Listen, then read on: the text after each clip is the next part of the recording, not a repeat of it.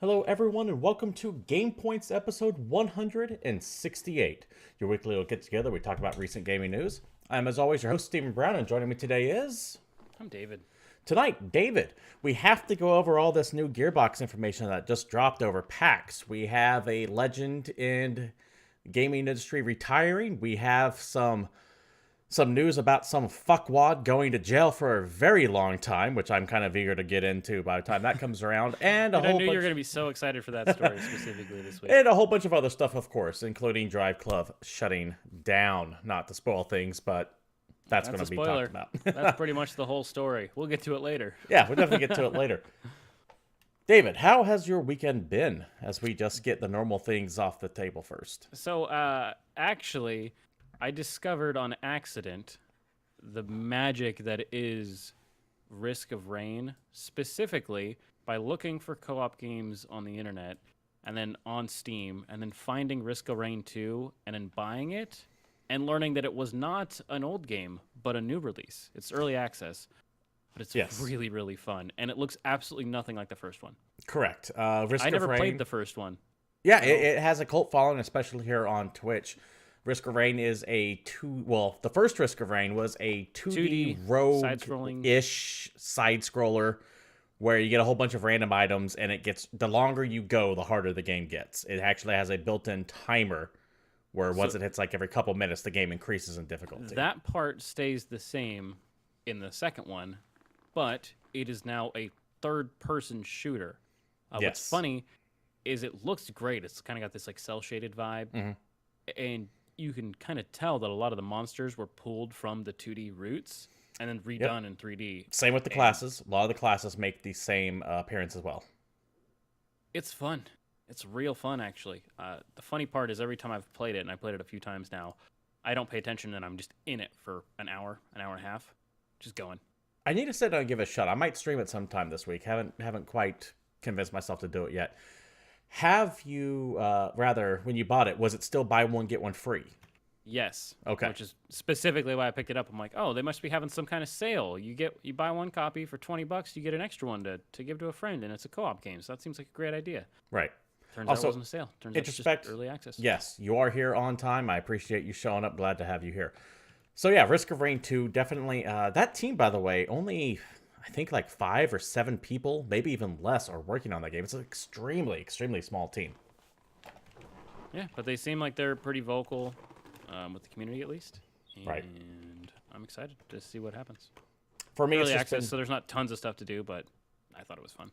For me, it's just been Division and Sekiro. Yeah. Yeah, I'm really digging the Division. I'm not at endgame yet because I'm only been able to play it when I have the chance to.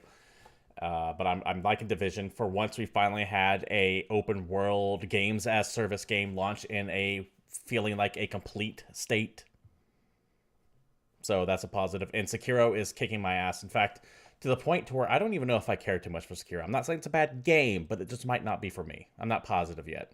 Yeah. Yeah, and what's funny is I've been seeing reactions like that. Like the game is just too hard. I'm not going to say it's too hard.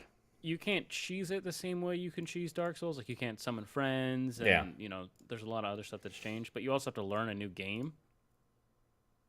And I'm not going to say some people are absolutely loving it because the combat is so great, and other people just aren't. It's not getting the same bite that a Dark Souls game would get. Right. I think I want to start from the beginning again and just completely play it now that I have an idea of how it plays and see if I don't pick it up faster, because I think I was stubborn in the way I was trying to play it, and now I'm at the point where I don't have the skills I should have developed, and it's just not letting me progress farther. So I need to start from the beginning with a fresh set of eyes on it, and I think that might get me over that hump.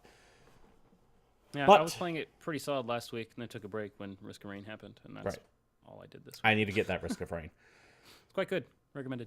Right. Anyways, this is, of course, GamePoints. It is audience interactive, so if you're watching us live here at Twitch TV/GamePoints or later on YouTube.com/GamePointsPC, feel free to participate in the chat. Of course, live, you can do it, live, and bother us with whatever questions or comments you might have. And if you're watching us on YouTube... whatever you want to do. Yeah, if you're watching us on YouTube, reply down at the bottom.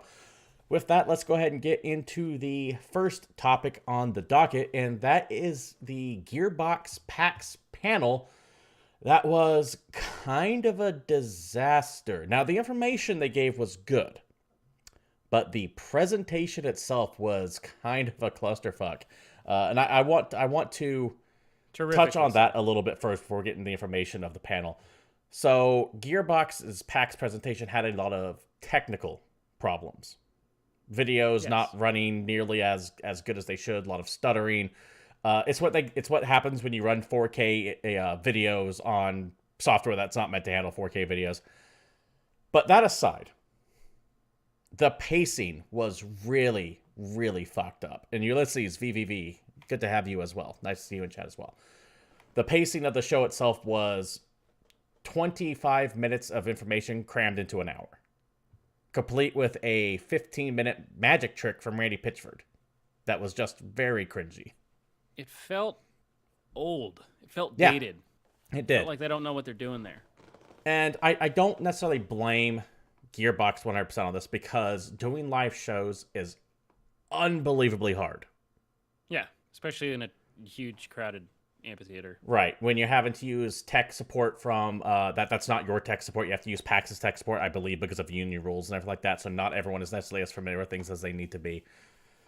So I don't want to like bash Gearbox specifically for how that presentation came out, but I will say that this is a perfect example as to why you're seeing more and more companies going, fuck live presentations, here is a Nintendo Direct.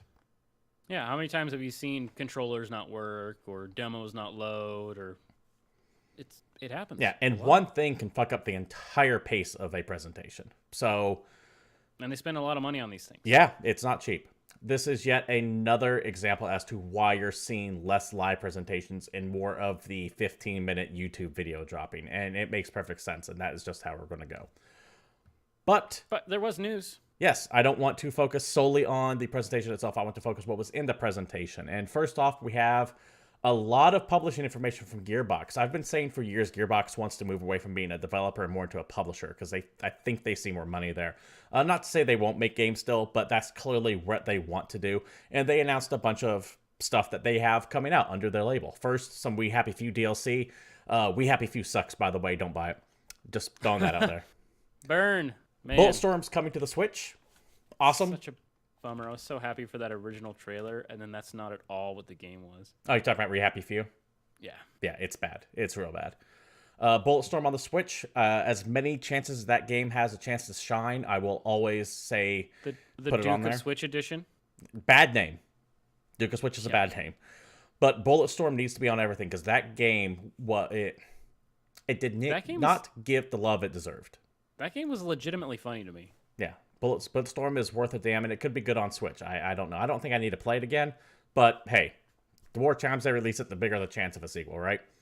Yeah. You had Pathologic 2 announced. This is a creepy-ass game from Tiny Build. This is actually a sequel to an old, 1998 or 1995 game called Pathologic. It's an old game, and it is just weird. Really Why weird. not? I recommend you take a look at a trailer for it. It's creepy as hell. Deals with kids talking about how they used to get meat from a factory and now they eat dog or something like that. It's off the wall. And not to go off the topic of being off the wall, you have Justin Roiland's game, Trover Saves the Universe, also coming via Gearbox Publishing. David, do you have any thoughts about this one? Justin Roiland is one of the dudes behind that show Rick and Morty. Yeah. And this seems weird. And if you pay attention to Rick and Morty, this seems in the universe, but not in the universe. This almost seems like it could be a TV show on interdimensional cable. Yeah, And that's a good way to say it. It's definitely Justin Roiland. He has a very specific style, and all of his characters kind of sound the same when they start getting into their hyper high pitched voice. It is right up there. Apparently, it's being billed as one of the most vulgar games ever to be released, so it'd be interesting to see how that shakes out.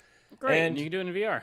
yeah, and of course, the big thing announced, in my opinion, when it comes to Gearbox Publishing, Risk of Rain 2, which we just talked about earlier, it dropped that day into early access. And I Looks really good. and I actually, because the funny thing is, I actually missed the whole presentation when it happened, and I didn't watch it until like a day or two later. I caught bits and pieces of it.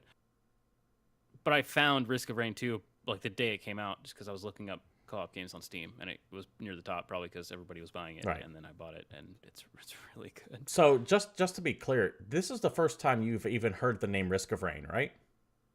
I was aware of the first game in the abstract sense that I'm aware of all games because I tend to do new releases. Okay, so you've heard the name, but you really didn't know what it was. Yeah. Okay.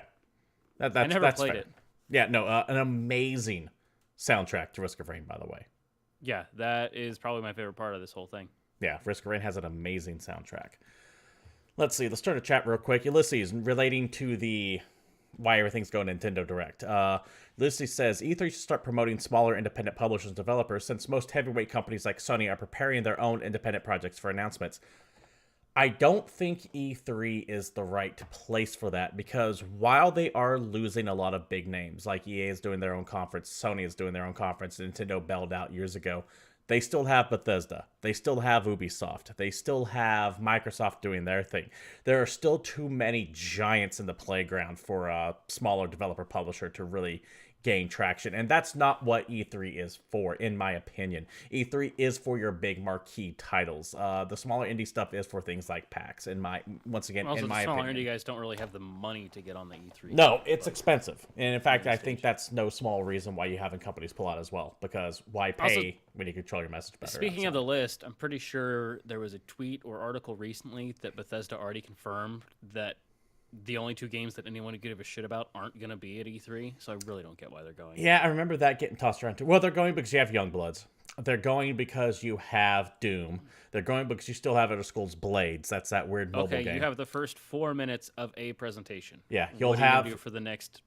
like 50. Okay, if we're doing speculation, if we're doing random speculation, you'll also have some Fallout 76 shit because that game is not dead despite I feel like that's how bad all that it's going to be. Their whole presentation is just going to be them desperately trying to get that game out of where it is. Rage 2. Which actually looks amazing. Let's see. What else? Doom Eternal. My gut tells me I've not seen the last of the Evil Within, so you might get an Evil Within announcement. Maybe an Evil Within 3, or maybe like a side story or something like that. It's just my opinion. It might be a little too early for that, much like it might also be a little too early for Prey 2. I get the feeling there's a Prey 2 around there. I think Dishonored is dead as a franchise. I don't think Prey is just yet. And yes, in respect, I am also glad that Shirley Curry made it into the next Elder Scrolls. For those who don't know, so hyped about that. Skyrim Grandma coming out. Yeah. Do you know more about her than I do? Because I know the name and I know the story, but do you actually know who? Yeah, dude, I've watched several of her videos. So Shirley Curry is this pretty adorable old lady who's like a grandma who started streaming Skyrim on YouTube, or like doing Let's Plays on Skyrim like a couple years ago. And now she's got tons of followers. People watch her. She always calls everybody like her kitties. She's just super sweet. She plays Skyrim, and it's kind of adorable. Yeah, she's awesome. I like her.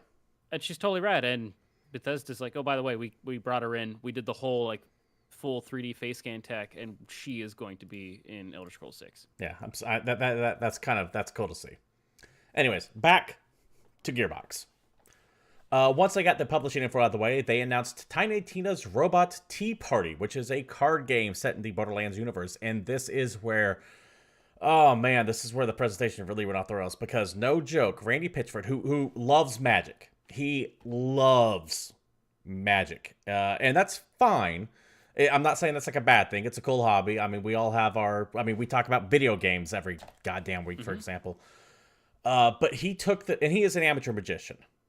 And he took this time to do like a 15-minute bit where I remember watching this and he said, let me bring someone up from the audience. And I put my head in my hands and I said, oh God, he's going to do a magic trick. And then he spent 15 minutes doing a magic trick with the cards of Tiny Tina's Robot Tea Party. And the timing was off. It was just, it wasn't good. And it got to the point where I stopped caring about the thing that they're presenting and started more caring about just getting on to the next topic. And that's not good for a presentation. Nope. But Tiny Tina's Robot Tea Party, it's a card game. It's out now, I believe. They're selling at PAX. That is on the way. You can pre-order it. It comes out in like 3 or 4 days. Okay, so it's soon, but it's not out yet. Okay. Yeah, because I think they said first week of April, but not the 1st of April. And then we got into it's like $20. And it's a physical card game, not a video game. And then we got to the stuff that people were showing up for. First off, Borderlands 1 and 2 are getting a lot of updates, including a Borderlands 1 Game of the Year edition that comes out tomorrow. A free update if you own Borderlands, by the way, I believe already. And it's got a bunch of quality of life updates. Most everybody does, I feel like. A shit ton of quality of life updates. In fact, I might even be streaming it again. I'm thinking of doing a Borderlands playthrough while the iron's hot on that. Yeah, like 1, 2, pre-sequel. Never actually played the pre-sequel, so it'll be a good chance to get through it. They're going through all the games. They're updating them. Borderlands 1 specifically is getting a lot of extra love. Like, they're putting in a mini-map finally. Apparently, the final boss fight's going to have some extra shit thrown into it. Also, HD textures and being released on PS4 and Xbox One. Yep, with couch co-op, I believe. I believe it has split screen in there as well. I'm not positive on that. 4-player local. That's kind of amazing. From the video I saw, they showed 4-player local. You don't see that anymore in games, by the way. I want to kind of highlight that a little bit more. 4-player couch co-op, a thing that you don't see in any major release game anymore. You see it in indie games every now and then, but not something major like Borderlands. Hey, Salty Frank.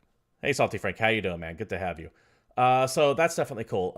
Borderlands 3 has been finally confirmed. We're supposed to be getting more information on that in April 3rd, but some of it's apparently leaked. And now I want to preface this in any story that we talk about today with this. Today is April Fool's. Now, if you don't have April Fool's Day in your country and you live outside of America, just know that this is a day where hoaxes and fake shit runs rampant on the internet. Yeah, but at this point in time, the real world is so ridiculous. I feel like you can't make up shit on the internet anymore. No, I also agree a little bit to that, too. The main reason why I put that out there, though, is because anything that I am saying today has the chance of being a hoax. But the stories we will talk about that are new and breaking, that broke today, feel legitimate. I tossed out the obvious scam, so you don't have to worry about that. I'm not going to push any story that might be fake or, look how funny this is. No, this is stuff that I feel is legit, and this is one of them. The Borderlands 3 leak. And the reason why I think it's real is because the tweet went out and then was immediately canceled. So clearly someone, oh shit, bring that back. But the leak is that the release date seems to have been sent out, and it says Mayhem is coming September 13th. So Borderlands 3 seems like the release date is September 13th. And this is something that might cause a little bit of controversy. So who knows, but the fact that they pulled it makes it seem... Yeah, if it wasn't a joke, you wouldn't have pulled it. Or if it was a joke, you wouldn't have pulled it, rather. Which is the stupidest thing in the world. If it wasn't actually news, you can leave it there. But if it is news, you got to get rid of it. No, the cat's out of the bag, though. You might as well just roll into it, go from there. But they have their announcement on April 3rd. One more thing people caught, though, was that in the little teaser trailer that went out is that it is coming to the Epic Store.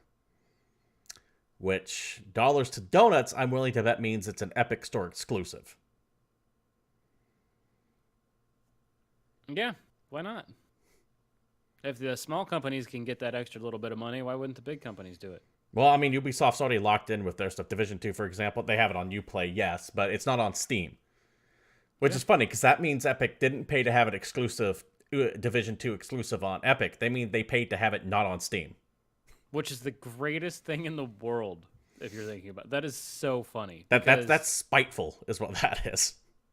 Well, I just want to know if Epic's going to get cool enough that they can get some of the games that are only found on other services. Like Origin? If they pull any of the Origin games to the Epic Store, because EA notoriously doesn't put their stuff out on Steam. It's just on the Origin Store. We'll see. If they throw any of it to Epic, that would be hilarious. If Borderlands 3 is an Epic Store exclusive, once again, don't have any confirmation on that. We'll know for sure come April 3rd. But if it is an Epic Store exclusive, the salt is going to be real. Because people hate the Epic Store. And by people, I do mean... It's not necessarily a small number of people, but I will say that the people who are upset about the Epic Store are not in great enough numbers to make any difference. True. And they have some legit grievances. That's true. It's a new store. It's missing a bunch of features. Looking through games is kind of asinine. I don't trust Tencent as far as I can throw them. Yeah. But it also doesn't have daily logs and logs of shovelware being stuffed into it. Yes, and they've actually openly come out and talked some shit to Steam saying you will not find bad games or porn games on our platform. And I am fine with Steam having them.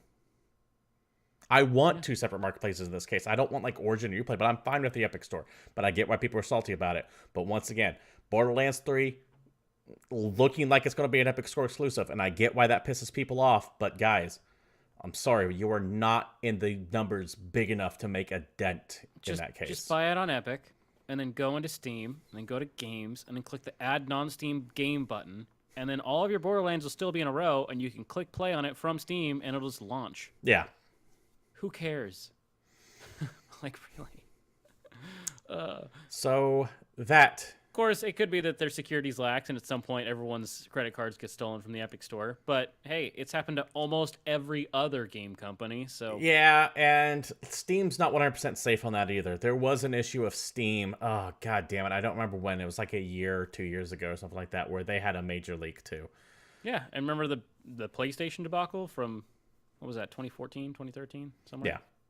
Yeah. The great PlayStation Network outage where it went down for like 6 weeks. Yeah. And in my opinion, killed Zipper Interactive, because that was the same week that, what was it, SOCOM came out, the newest SOCOM game, or was it MAG or... Oh, I think it was MAG, yeah. Whatever Zipper was working on. It's like, here's this big online game, and then the store's down for like 6 weeks, and fucked all that up.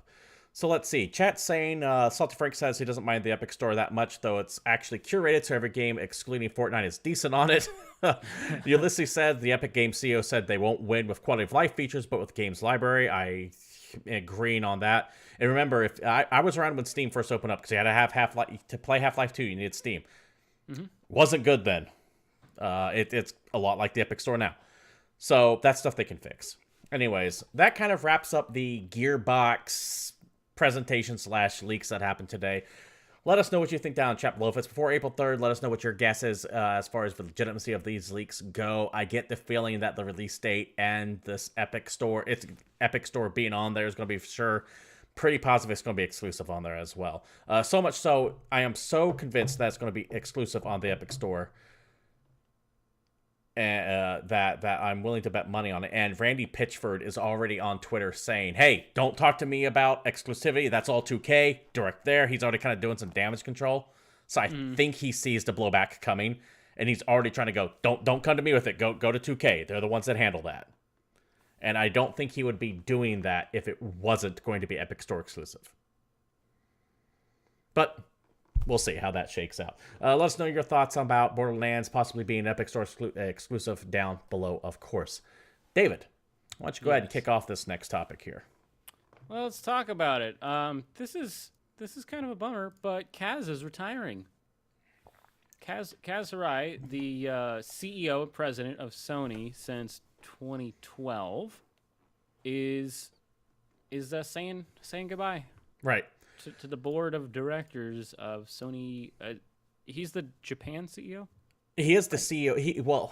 Kaz Hirai was appointed CEO and president of Sony back in 2012. He stepped down recently and handed the CEO title to Kenichiro Yoshida and became chairman. Because I knew he was still like on the board in some way. Yeah, he stopped. He's full on retiring. Like, sorry guys, I'm out of here. Yeah, I believe in early 2018 or late 2017, he stepped down from CEO and became chairman, and now he's fully retiring. Yep, but for a little history lesson, he came on as president of Sony in 2012 after 2011, which was a really bad year for Sony. Real bad year for Sony. Real bad.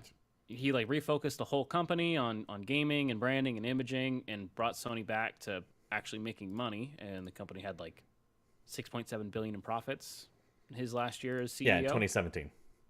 And then stepped down. He's still been there as chairman.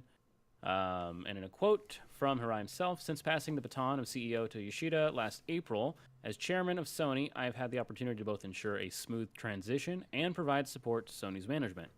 I am confident that everyone at Sony is fully aligned under Yoshida's strong leadership and are ready to build an even brighter future for Sony. As such, I've decided to part from Sony. I can't talk. Which has been a part of my life for the past 35 years. God I would damn. like to extend my warmest gratitude to all our employees and stakeholders who have supported me throughout this journey. He has been at Sony for longer than you've been alive. That is true. Like, think about that.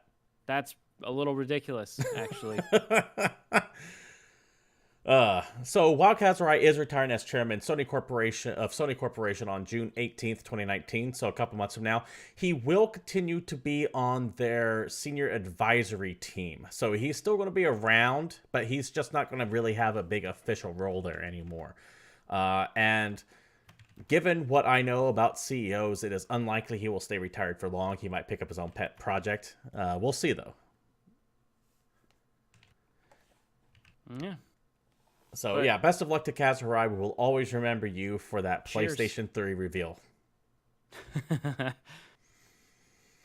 Anyways, moving on to the next topic. Why we are on the idea of PlayStation right now, seems that Driveclub is coming to an end. Driveclub servers are good. This is like a rough little story, because Driveclub was so disastrous, and it was supposed to be like the PS4 Forza killer and all. And it was supposed to be a fucking launch title too. Remember? So yeah, Driveclub not only was supposed to be a launch title, it was supposed to be the flagship title for PlayStation Plus. Because when it was released, it was going to be that free game you get if you have PS Plus. You get Driveclub. It's got all these multiplayer features. And there's ways you can upgrade from the PlayStation PS Plus version to the full game, because it was like a limited edition. But then they released the game and people paid for it, and it was super broken, and the servers didn't work even for that many people, so they had to postpone the free version because they're worried if they added more people, the servers would still break. And it was a whole architecture problem. It wasn't just our servers are a little overloaded. It's the guys that built the servers didn't build them in the correct way that they're even scalable, and we have to start the entire project over again from a networking standpoint. It was such a clusterfuck that it actually killed Evolution Studios. Yes, it did. Which is a bummer, because the game was gorgeous. Yeah, it was a cool idea. I liked where they were going with it, but it just did not go anywhere. Driveclub was what's the new Forza game coming out? Forza Horizon 3 or something like that? The one with the different weather scenes? Not coming out, but came out. Yeah, that came out a while ago, bro. But yes. It was like that back before they even had that idea. It was like their first chance at trying to do something like that. But yeah, online servers for Driveclub, Driveclub VR, and Driveclub Bikes will be shutting down 31st of March 2020, so roughly 1 year from now. All online features will cease on that date. You'll still be able to play and enjoy these games in single-player offline modes, according to the press release that came out for it. Coco Fatakas, man, thank you for showing back up again, and thank you for the subscription. All I know is if they don't take this opportunity at some point before this game dies to make this a PS Plus game, and not the free version, which eventually came out, but the full game with DLC, hey guys, this is our send-off for Driveclub. Play it while you can. And like for the last 3 months of its life, it actually has a community and people get to see it.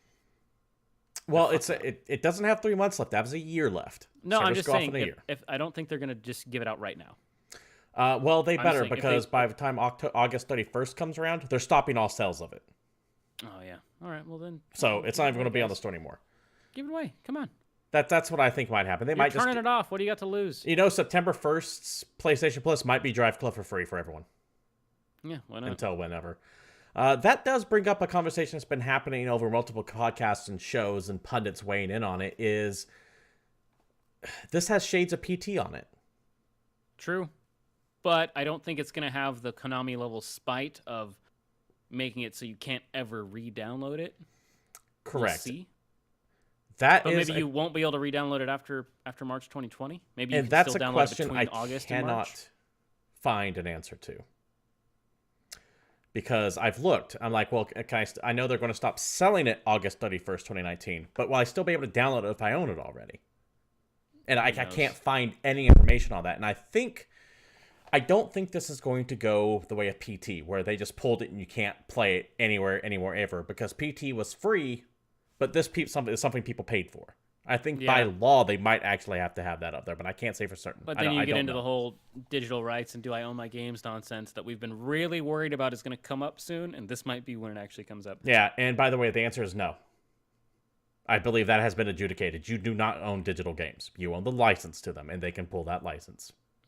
Yep, which is why there's games that can block you from accessing their service if you violate their terms of service nonsense. That said, the first company to actually do that with anything major is done. Everyone will immediately ban it, like PlayStation, if Sony does something like that, and go to Xbox and PC. They'll say, fuck that, we're out. Or just buy physical. Yeah. It would kill any momentum that they're trying to build that they have for that. So, yeah, Driveclub shutting down. It won't be able to buy it after August 31st of this year. The actual service will die March 31st, 2020. Yep, and that company was already shuttered, so no chance at a Driveclub 2. And Nope. I am with Ulysses. Our only hope is that they finally bring back the old school Zero to Hero Gran Turismo career model, where, you start as a scrub and you buy a used car and you drive in the crummy races and you make your car slightly better to drive in the intermediate races and work your way up to being a superstar. I don't know why the fuck there are no racing games that do that anymore. Yeah, It is the most interesting game mechanic for a racing game, and it's why I got into cars when Gran Turismo came out in 96 or whatever. you know what it is, in my opinion, is because it is kind of such a single-player focused thing, and so many driving games are about trying to get that games as an experience. Here's a service that we can offer you. Come buy the extra stuff. Zero to Hero doesn't offer really any way to monetize it. See, what's funny is as much as I'm more a fan of multiplayer than you are, like I like co-op, I like competitive, I like all that stuff. Specifically in car or racing games, I'm the exact opposite. I don't give a shit about online play in Gran Turismo, which is why I never bought Gran Turismo 4. I just want to race and set lap times and get better cars and slowly make my way to greatness. That's all I want. Right. Not everything needs to be online, and we've had that discussion about how time is now the limiting factor. Yeah, so the best Gran Turismo was still like the fourth one where they added some cars you could download, but other than that, it's just a game you could keep playing forever. Right. Coco for Tacos, the online portion of games makes sense, but even single-player games, as far as I know, you'll be able to play this single-player, but Driveclub was so inherently tied to multiplayer online stuff that it's almost pointless to play single-player. Driveclub does have a lot of single-player to it, so you can still play the entirety of that. And I mean, it has a whole VR mode that you can play by yourself. Okay. It's just the online that's being shut down in 2020. Okay. From what I understand, I think you can still platinum it once it's switched to single player, but I'm not 100%. Someone can double check me on that. Hey, if you happen to know that, please let us know in the comments down below. Introspect saying, crazy to think how much money I spent on games I don't even own. We have had the discussion of what happens to your Steam account when you die. Yep. Do you get to will it to someone? Is it just gone? I mean, I would just put a post-it note on the back of my computer when I was getting old. It's got my Steam password on it. So yeah, if 100 years from now, how big is my Steam account going to be if I keep done as I die on my deathbed? I want you to have my most prized possession, my Also, library of 20,000 games. There is that Steam calculator where you can punch in your Steam ID and it'll tell you the dollar value of your whole Steam. Yeah, account. way too many. I think mine is literally like in the 10 grand something. It's very spooky. I think mine's like 10,000 and change. It doesn't factor in anything you bought from like a Humble Bundle and on sale and stuff. It's just whatever the games are. Whatever the games are going as. at is it release price or is it what they're currently at? I thought it was what they're currently at because it's like a current database. Because if it's what they're currently at and not the release price, that means that number's even higher. All right, spooky. While on the topic of Valve, David. Yes. Let's go ahead and move on to something else that had a whole bunch of information out today. Once again, with the caveats that it is April Fool's, so this could just be bullshit, but also one of those things that leaked and then got pulled, so I don't think it's a joke. Valve has a VR headset on the way. Now, a couple days ago, we saw a picture of this thing, and just a picture and a name, Valve Index. This is their VR headset that has been rumored for almost a year now. No real details on it have leaked yet, but earlier today, we did see a couple of pages on the Steam Store go live, which are now dead. But they kind of gave some basic requirements, and a lot of the text was written in Lorem Ipsum. If you don't know what Lorem Ipsum is, it's that weird fake Latin language they use to make it look, when you're designing a web page, to make it look where text goes. And a spokesperson for Valve did say, hey, expect more on this coming May 1st. But as far as details, it's still very... We know it exists, we know it's coming, but we have no actual information on it besides like the most basic of things, like hardware requirements, for example. I believe recommended is you need a i7 with a 1070. I'm not positive on that, though. And I can't do it, and a lot of other people can't.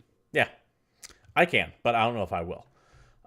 Even then, though, I don't know if I would take those hardware requirements as fast and loose, because a lot of the web page that leaked was all written in Lorem Ipsum. It was all placeholder, so those could just be placeholder figures as well. True, and also think of like software revisions, stuff like that could make it so it gets better. Right. Or maybe that's just what they need right now. One date that was on there said as these were going to be shipping June 15th. And once again, the spokesman said, hey, expect more information on May 1st. We are thinking of shipping sometime in June. However, all that said, we still have no idea what's going to be in this thing. Now, before some of you say, well, what about the HTC Vive? Well, the Vive, as the name implies, is owned by HTC. Mm-hmm. This isn't Valve's hardware. They helped with it, but it's not theirs. This is theirs. And this isn't the first time Valve's gotten into the hardware market. I mean, they have Steam Link, they have Steam Controller, and they have those ill-fated Steam machines. The question is this actually going to be something that's good or not? What do you think, David? Dude, I'm excited for VR. I'm still one of the hopefuls that eventually it'll be great and hopefully they'll be everywhere. And it'll be easier to use. I mean, we're still kind of waiting for that killer app that makes VR worth it. I don't know, man. It's probably gonna be $1,000. My computer can't run it anyway, so you just have no interest in it. You're it's like, stuff that just doesn't matter to me because it's still priced out of any normal person. It's still gonna be kind of just for the people that really want it. If I was gonna get a VR headset, I would still just go out and buy a PlayStation VR. Yeah, which is because when it's on sale, it's like $200. Yeah, and that's still expensive, but more doable than this $800 to $1,000 thing that my computer can't even use in the first place. To be fair, we don't know if it's going to be $800 to $1,000. It could. Steam was giving away Steam links at a loss to themselves just to get the hardware into your house. Or by giving away, I mean like here is a $60 item that they were literally like you can buy it for $1. Yeah, and then they still were giving away for $5 until they stopped making them because no one actually wanted one. The and Steam they probably made like 2 million of them and just need to get rid of them. Fair enough, but Steam does go, hey, I just want the hardware in the house. Yeah, that's any fair. way to get that marketplace in front of you, which is where Steam makes all their money. So they can possibly afford to eat a high cost on this. It could be a $200 headset. It could be. We don't know the details to it. But what is going to... Two things, now that chat mentions it. One... VR is very much determinant on ease of use more than cost, in my opinion. Cost is a big factor, but more important is ease of use. Just flat out. If you have a shit ton of cables everywhere and it's a bitch to hook up and I can't just pick it up and go, it's not going to go anywhere. And that's why I think for VR to really take off, we need a wireless VR headset, which is a whole nother bag of snakes to untangle with how much. From what I understand, though, and chat can back me up because I think some of chat was at PAX. I believe they were showing off the wireless Oculus. Yeah, I can't remember what's called off the top of my head. It's like the Oculus... I don't know, Rift Wireless? Why wouldn't you just call it that? It has a specific name, but apparently Rift that thing is W? amazing. Salty Frank brings up another good point, which people are trying to do. When it comes to forms of media, the one that wins in a war is the one that has the most porn on it. Look back no farther than to the beta versus VHS debate. And then the HDVD versus Blu-ray debate. Both of them got killed because it all went streaming.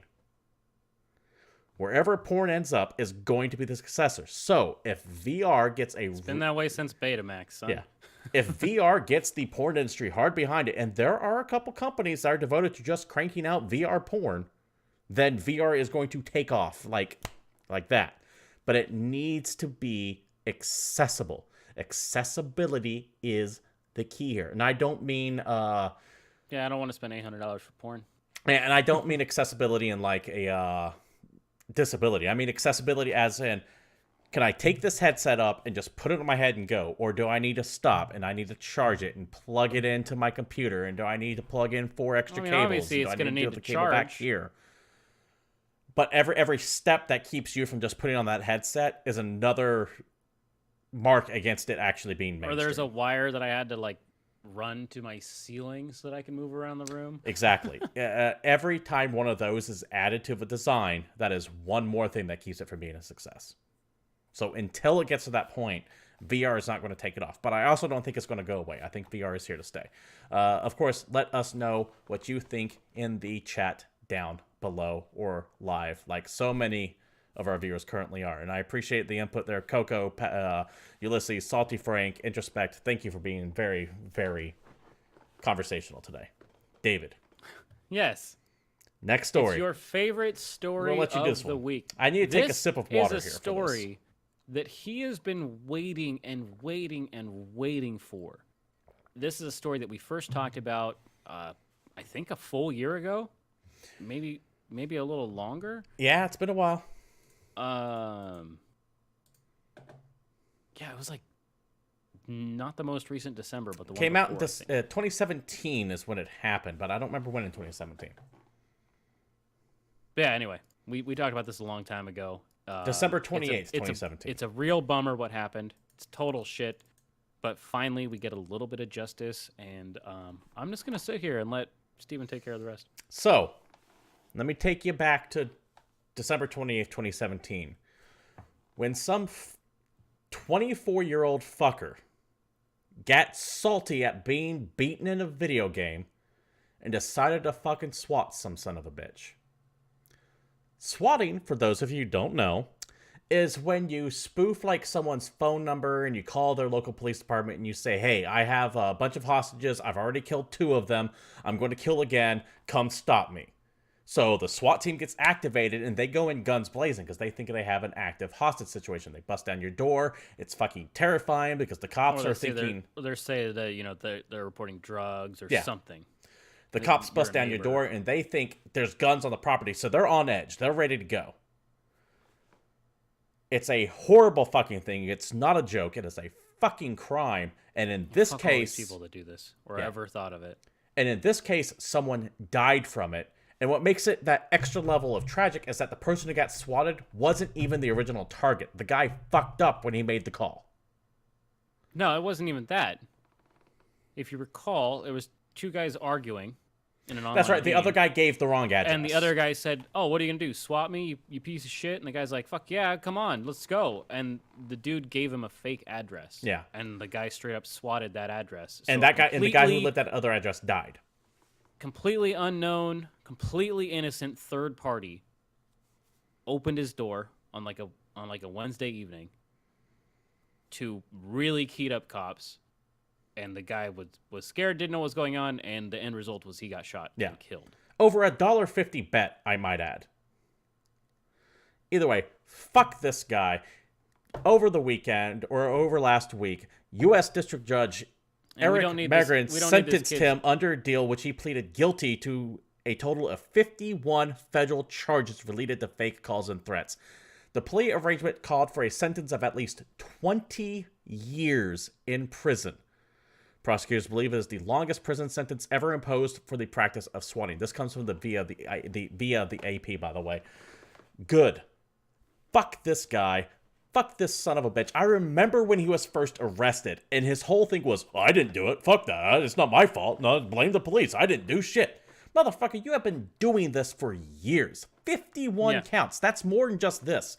He has been doing this shit for years. Swatting is no fucking joke, and I want this man to be made an example of, and it looks like he has been. He is going away in a plea agreement for 20 years, which makes me wonder what he was originally facing.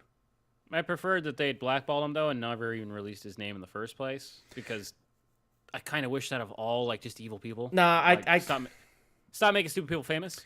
I try not to mention people's names on this show, but if you want to mention your name, the name's out there. I mean, you Google it, you'll find it in 2 seconds. And I don't think that's necessarily a deterrent, despite what some people say.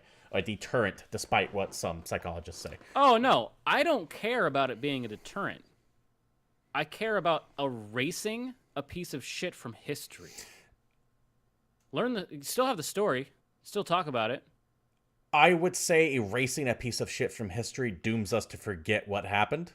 And we need to know that this shit happened. You can still have story. You just give him a different name. No. We need all that information. I make a personal decision not to mention his name, but erasing something like that from history is bad. But we're getting into a metaphysical debate at this point about That's true. About censorship and everything like that, which is kind of a hot button issue with me. I'm just trying to ultimate punish somebody and make them not exist, but yeah. I mean, That's not normal. Plus, as a side tangent, the harder you try to unperson someone, the more famous you make them. Oh, okay. Dr. Hugo Man, once again, thank you for showing up, and thank you for the Twitch Prime subscription. Always appreciated. David, I didn't get nearly as angry about that as I thought I was going to, so let's go ahead and move on to some better stories. No, dude, you couldn't be angry about it because it's finally got justice. If Yeah, we I go back want to to the be show angry, from though. last December, he was I heated. want to be pissed. And I'm still pissed at the story, but I'm glad that this douchebag is going to jail. You were mad when we brought up the story of his first trial, and when he brought up I didn't do anything. It's not my fault. I don't. Blame Yeah, the police. I'm going to back up a little bit. I don't think that was at his trial, but I think because he was just bragging about it on Twitter. He was bragging about it on Twitter and saying, "Fuck, I didn't do shit," and then his Twitter goes dark, which means his lawyer told him to shut the fuck up. Moving on. I'm going to do these two stories back to back real quick, because these kind of fall under the, and reporters report that water is wet kind of shit. It's like, no, duh, this shit's happening. The first one's going to be from Nintendo Life. Monolith Soft is working on a Legend of Zelda game. Yeah, no shit, there's a new Legend of Zelda coming out. They put up a job hiring post saying, hey, we need technical artists, programmers, and planners. And they're working on a new Legend of Zelda project. This isn't necessarily surprising because Monolith Soft helped on Breath of the Wild and Skyward Sword. Monolith Soft, by the way, are the guys that do all the Xeno games, so Xenoblade, Xenogears, Xenosaga, etc. They have a history of working on Zelda games, and once again, no shit, they're making a new Zelda game. Yeah, dude, maybe it'll be Breath of the Majora. God, no. Yeah. As a tangent, I think Breath of the Wild is actually one of the worst Zelda games. It's still fun, but I think that game only got...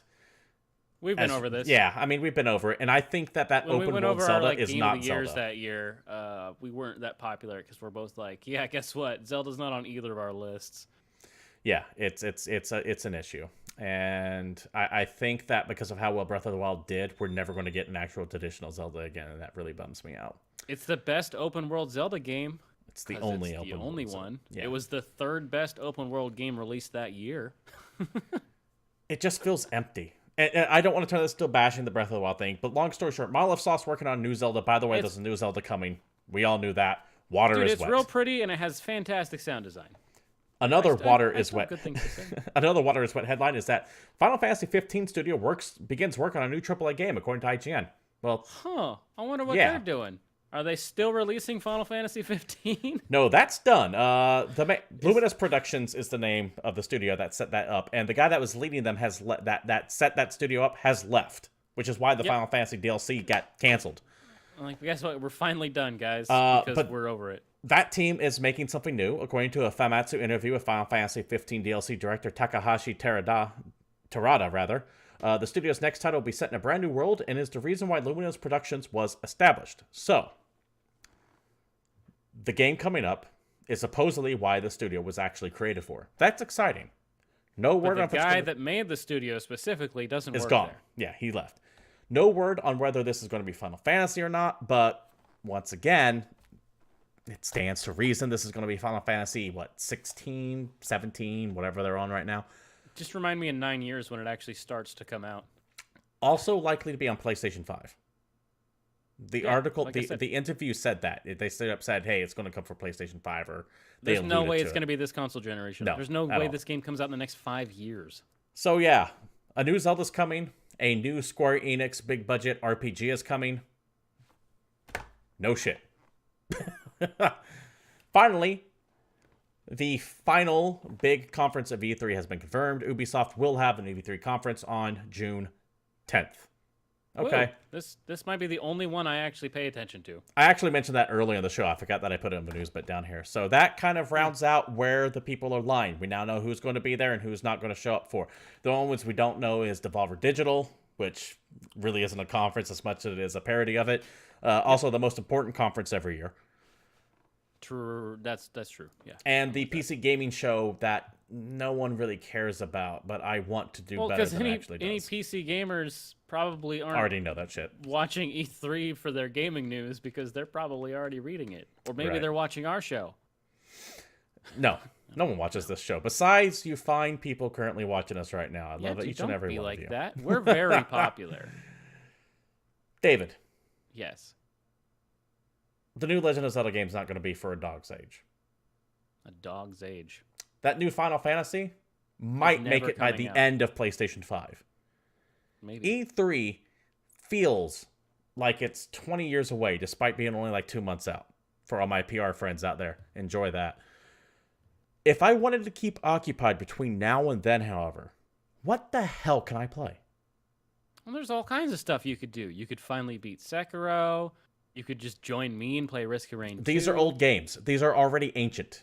I know. One of those games is almost 2 days old. So I know. Fuck screw that game. Let's talk about things that aren't out yet.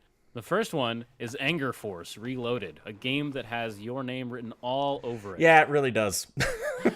Anger Force Reloaded is on PS4, Xbox One, and Switch, and it's a vertically scrolling shoot 'em up. So think classic 90s arcade games like 1942 and Twinbee and stuff like that, where you play as a plane, you fly around and shoot things. Yeah, or is it bullet helly, or is it more like 1942? Let me actually clarify that. I don't think, from what I watched, it didn't look true bullet hell. It looks like a vertical shoot 'em up. All right, fair enough. But it is set in a 19th century human world that had an outbreak of robot rebels. So you fight giant robots, but it's like 1800s-esque. So it's very steampunky. Yeah. Okay. Why not? Yeah. Steampunk, maybe dieselpunk. Far Lone Sales hits PS4 and Xbox One. This game came out on Steam, I think a couple months ago. I remember being really interested in it and then promptly forgetting about it. This is the game where you drive a boat on land. You're like in a decayed civilization. Okay. And you have this really weird vessel. It's like steam powered. It kind of is shaped like a boat, but it's got these big giant wheels on it. And you're just kind of driving continually. Okay. And you find all these different obstacles. There's crazy weather. You're trying to keep your boat moving, more or less. And it looks interesting. It looks kind of like almost relaxing and then suddenly stressful. And I'm just kind of cruising along. Oh shit, everything's on fire and there's bandits and what do I do? And I don't know, take a look. I really like the music. Also, we have Jetstream for PC and Mac. Look at that, it's just a PC game. It's a relaxing puzzle game where you soar amongst the clouds. Now, I have played this. I played it at PAX's Indie Mix, and it is a perfect mobile game because it's a very basic. So, how can I describe this? Where you move a plane around through, like, I think actually scripted levels. It's not randomized. Yeah, it's not randomized. So let's say you have a plane here. Boop. Sorry if you're listening to audio. And you have a plane up here. Boop. You need to get the plane from here to here, but you can only go in one direction, and you keep going in that direction until you hit something. So you go up like halfway up the screen, and you'll hit like a cloud. So you need to go up another, and then you hit another cloud. If you see it, you'll recognize it from multiple push-the-box puzzles way back in the past to any number of video games. It's like that, but plane-themed. Jetstream out this week on PC. How about Serious Sam Tormental? Now, I put this on the list because it's Serious Sam, but I don't think this is a traditional first-person shooter. It is not a first-person shooter at all. In fact, this is a 3D roguelite top-down shooter set in the Serious Sam universe. Which is not serious at all. You blast your way through the tortured mind of Demigod of Destruction Mental as the guy imagines worlds and monsters to stand in your way on your path towards his ego. Okay. That's just a great description, and I think I'm leaving it at that. Also out this week, Borderlands Game of the Year Edition, PS4, Xbox One, PC. If you already have it on PC, I don't know why you would buy it, because you will just get the upgrade package. This is the original Borderlands. It's the Game of the Year Edition, so it has all the DLC. It's been upgraded to high definition. I think they did some audio changes, some other gameplay changes to make it a little smoother. If you've never played Borderlands, it is one of the first loot shooters in which you can play by yourself or play with a couple friends. It's got a very unique cel-shaded art style, and you're searching for treasure, or it's a vault hunter shooting anything that moves as they rain guns out of themselves. Borderlands was always a really fun game. I think it's great in multiplayer. I'm actually pretty excited that this is coming back in HD. I'm also excited for the third one. The pre-sequel wasn't really my jam, but hey, it's Borderlands. Enjoy. The game's almost 10 years old, by the way.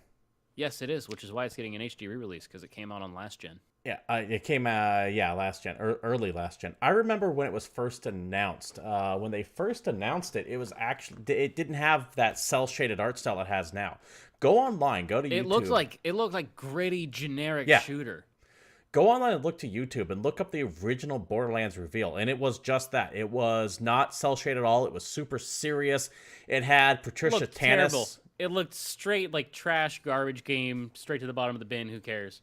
Yeah, it had Patricia Tannis on there, but she was like even more messed up on the side of her face where it looks like she got caught in an explosion, and it was not humorous at all. It was super serious in tone. It's a cool thing to look at to see how game development can change as it goes on, because that game was completely rebooted. Yeah, and now it's hilarious and one of the best co-op shooters of all time. Yeah, it could have been completely forgettable. It could have been like Fuse or Haze or Black or any number of generic shooter. One-word shooters. How about Bow to Blood: Last Captain Standing for PS4, Xbox One, and PC? How about it? This is interesting. This is a first-person airship combat game. So you play as the captain of a floating boat, and you're flying your ship, commanding your crew as you're trying to become the champion of a reality show, basically, that pits captains against each other to blow themselves out of the sky. So are you like a bunch of sky pirates or something like that? Is that what this is? Basically, you're sky pirates, but on a TV show. So like you build relationships with other characters and you plot betrayals because you're trying not to get voted off this season. It's a straight up TV show, but you're playing as a sky captain. It also has VR support, I believe, on PC. I'm into it. How about Mech Extermination Force? This game looks amazing. This game does look amazing. I can sum it up with 2 games. It's Contra plus Shadow of the Colossus.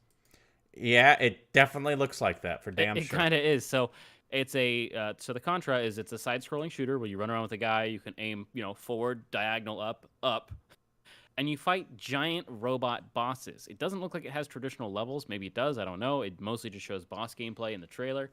And these giant robots have limbs, and you basically work your way up them until you can shoot it in the brain. Like you jump on the arm, you blow part of the arm off, you blow part of the leg off. You work your way up the Colossus robot and kill it. Yeah, this game looks amazing. It looks great fun. War Theater comes out on Switch. I believe it also comes out on PC. I talked about this game a month or so ago. It came out on PS4. This is the turn-based strategy RPG game, like a traditional style RTS with a single-player campaign, multiplayer modes available local and online. This is the RTS where you play as a specific hero that has different specializations and changes the course of the battle and all that other fun stuff as you're playing through the campaign. Right. How about Super Dragon Ball Heroes World Mission for PC and Switch? This is a tactical card game set That is so not what I expected from a Dragon Ball game. I thought it was going to be another fighter. I didn't know it was going to be a tactical card game. Right, and the name doesn't give you anything. Super Dragon Ball Heroes: World Mission is a tactical card game set in the Dragon Ball Super universe with a thrilling storyline. And the funniest part is that, well, no, I actually kind of believe it, because watching the trailer, at no point did I see anything that resembled a card game. I saw no gameplay. I don't know what this game actually looks like. I just know that it looks like it has a bunch of anime cutscenes from Dragon Ball. All right. In the style of Dragon Ball Fighters, like the same graphical style. Okay. I don't know. It's a Dragon Ball game. Dragon Ball card game. And finally, last but probably least, Smoots World Cup Tennis for Xbox One. This is an arcade tennis game that basically looks like the Wii Sports Tennis game, but coming out now and on Xbox One. You know what the world needs? Less tennis games? No, more tennis games. Specifically, Rockstar Presents Table Tennis 2. Because goddamn, Table Tennis was an amazing game. All right, man. David, that's cool. Thank Tennis you. Started and ended with Pong. We didn't need another one. Thank you for breaking down this week's new releases. And with that, of course, wraps up the show. This has been On Game time Points for once. episode 168. We do stream live here at Twitch TV/GamePoints every Monday at 8 p.m. Pacific Standard Time if you want to be part of the show with any questions, comments, concerns, etc. Thank you all for being participative in chat. Coca for Tacos, Ulysses, Salty Frank, Introspect, Dr. Hugo, I saw you come in here earlier as well. Always appreciated. But if you can't join us live, feel free to comment down below over at youtube.com/GamePointsPC, where you can watch all of our older shows. Just type in whatever you want to talk about down there as well, show related, of course. If you want to support the show in any way, regardless of where you watch us, you can like, follow, subscribe, throw bits at, etc. Excuse me as I cough. If you're sitting on that Amazon or Twitch Prime sub account and you want to use it somewhere, I'd appreciate it here. But if you don't use it here, use it somewhere. Otherwise, it's being wasted. Otherwise, it is being wasted. You can follow the show at GamePoints PC on Twitter. You can follow myself, Stephen Brown, at CapitalistPig21. You can follow David there at _Satori. And if you want to be part of the greater GamePoints community, you can join our Discord server. Information down below. One final bit of information. I've been talking about this on and off for the past couple days, but I will be on Kind of Funny Games Daily tomorrow, April 2nd. Tune in to Twitch TV/Kinda Funny. I'll be the guest host there, and it will be at 10 a.m. Pacific Standard Time, a morning show as opposed to this late-ass evening one. I look forward to seeing you all there and back here eventually next week or throughout the week as I stream intermittently. Once again, thank you all for showing up. This has been Game Points episode 168, and you all have a good night, and until next time, we'll be seeing you.